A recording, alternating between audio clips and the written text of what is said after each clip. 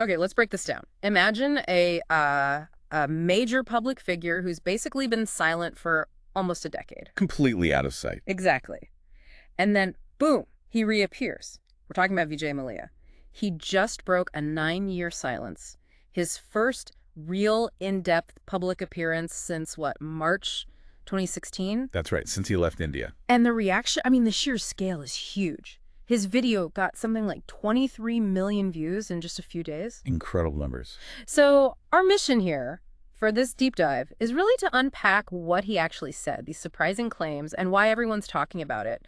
What's the substance here? Well, it's fascinating because, this isn't just about one person trying to manage their image. Right. It's really a perfect case study of how prominent figures now use these sort of independent digital platforms to influence perception, and often in ways that seem to, well, directly challenge ongoing legal stuff. It raises a big question, doesn't it? Yeah, like what happens when that public story clashes with the actual justice system? Okay, so let's get into his actual words. He started with an apology. He did, yeah. Specifically aimed at the former Kingfisher Airlines employees, acknowledging their hardship. Okay, but then he pivoted pretty quickly, right? He explicitly said, "Don't call me a thief." He asked, and I'm quoting here, "If you want to call me a fugitive, but where is the core?" Using that Hindi word for thief. Yes, and that's where it gets really nuanced. He apologizes for the plight of the employees, but it's a very careful step away from admitting, actual theft. Also a calculated move. Seems like it. And he also mentioned being willing to return to India. But, and this is crucial, only under specific conditions. Which were? If I have assurance of a fair trial and dignified existence. He even brought up concerns about detention conditions. Concerns apparently also noted by the UK High Court. Interesting. So framing it as a justice concern, not avoidance. Precisely. It puts the onus back on the system, in a way. And then there's this, well, frankly, staggering financial claim. He said he's repaid 14,000 crore against loans originally valued around, 6,200 to 9,000 crore. Yeah, 14,000 crore rupees. That's a huge number. For listeners, remember, a crore is 10 million. So that's billions of rupees. How does that figure even work? It seems way higher than the original loan. Well, that's the core of his attempted narrative shift, isn't it? If that figure holds, it suggests repayment way over the principal. Maybe it includes massive interest, penalties. Or maybe the value of assets seized? Could be. Claiming they were undervalued when seized and sold.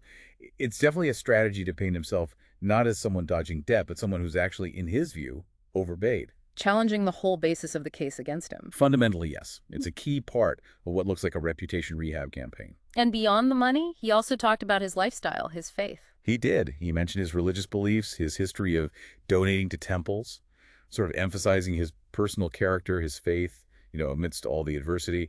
How does that play into it when you're facing these kinds of accusations? Well, it's a fairly common tactic, really.